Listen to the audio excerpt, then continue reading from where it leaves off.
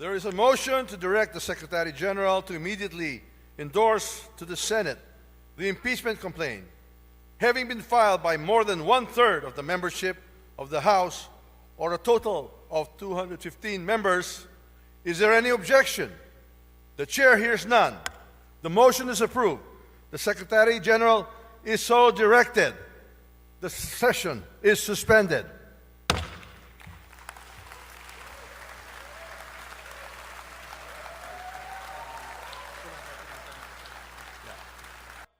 Sa huling araw ng sesyon, inimpeach ng Kamara si Vice President Sara Duterte matapos 215 na kongresista ang nag-endorse sa impeachment complaint. Sobra yan sa kailangang 102 o one-third ng lahat ng kongresista para hindi na ito dinggin sa Kamara. Sa listahan ng mga pumabor, nanguna ang pangalan ni Presidential son at Ilocos Norte Representative Sandro Marcos. Wala naman sa listahan si Pampanga Representative Gloria Arroyo na kilalang kaalyado ng mga Duterte. 7 batayan ang tinukoy sa ika-4 na impeachment complaint na inendorso ng mga kongresista. Una na riyan ang bantang binitawan ng bise sa isang live broadcast laban sa Pangulo, First Lady at House Speaker kung papatayin daw siya. May kinausap na ako na tao. Sinabi ko sa kanya, kapag pinatay ako, patayin mo si BBM, si Lisa Araneta at si Martin Romualdez. No joke. No joke. Kasama rin ang paglustay umano ng pangalawang Pangulo sa confidential funds ng Office of the Vice President at ng Department of Education noong siya ang kalihim nito. At ang pamimigay umano ng regalong pera sa ilang opisyal ng DepEd na may kinalaman sa procurement. Kasama rin sa articles of impeachment ang umano'y hindi maipaliwanag na yaman ng bise. Binanggit din ang murder at conspiracy to commit murder, kabilang ang kaugnayan umano ng Vice President sa extrajudicial killings sa Davao City noong mayor pa siya. Pati ang mga hakbang umano ng bise na naglalayon daw makapag-destabilize ng gobyerno. Isa sa mga binanggit doon ang pagdalo niya sa Maisog Rally, kung saan binatikos ng ama niyang si dating Pangulong Duterte, si Pangulong Bongbong Marcos. Tulad ng pagsasabing hindi marunong maging presidente ang nakaupo at ang pahayag na ito. Imagined myself cutting his head.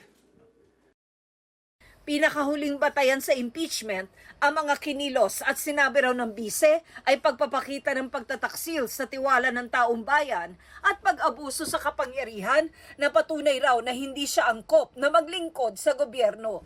Si Vice President Sara ang unang vice-presidenteng na-impeach sa kasaysayan. Pero hindi pa siya maaalis sa pwesto dahil kailangan pang magsagawa ng paglilitis ang Senate Impeachment Court. Ang 3 impeachment complaints na inihain noong Disyembre laban kay Vice President Sara Duterte ay hindi na itatransmit sa Senado, kundi sa archives na lang ng Kamara.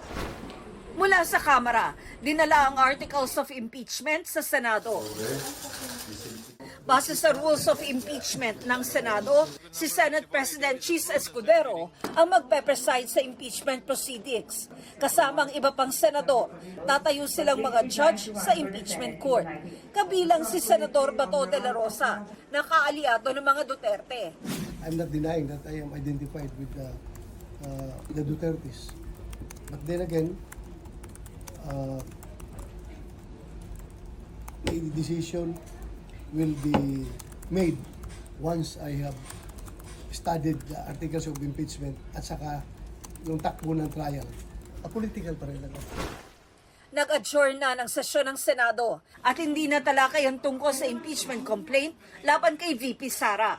Ayon kay Senate Minority Leader Coco Pimentel, posibleng sa pagbabalik ng sesyon ng Kongreso sa Hunyo, matalakay ang tungkol dito. Pwede rin daw amyendahan ng rules at mapaaga ang pag-convene ng impeachment court.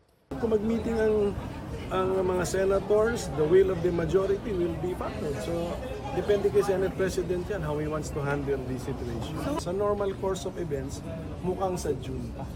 Okay. Kasi very extraordinary yung sinasabi ko. 11 kongresista ang bubuo sa prosecution team para sa impeachment. Sinisikap ng GMA Integrated News na makuha ang panig ni Vice President Duterte kaugnay ng impeachment pero wala pa siyang opisyal na pahayag. Pero noong Disyembre, Sinabi niyang mabuti na rin at naihain ang mga impeachment complaint para masagot niya ang mga akusasyon laban sa kanya. Ang ilan din sa mga alegasyon sa impeachment complaint, dati na niyang itinanggi. Ang kapatid naman ng bise na si Davao City 1st District Representative Paulo Duterte, sinabing desperate at politically motivated ang anyay pagmamadali sa impeachment laban sa kanyang kapatid. Political persecution umano ang pagmamaniobra ng ilang mambabatas para makakalap ng pirma at mapabilis ang walaan niyang basehang impeachment case.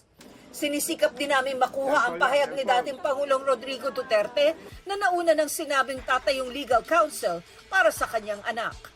Para sa GMA Integrated News, ako si Tina Panganiban Perez, ang inyong saksi. Mga kapuso, maging una sa saksi. Mag-subscribe sa GMA Integrated News sa YouTube para sa iba't ibang balita.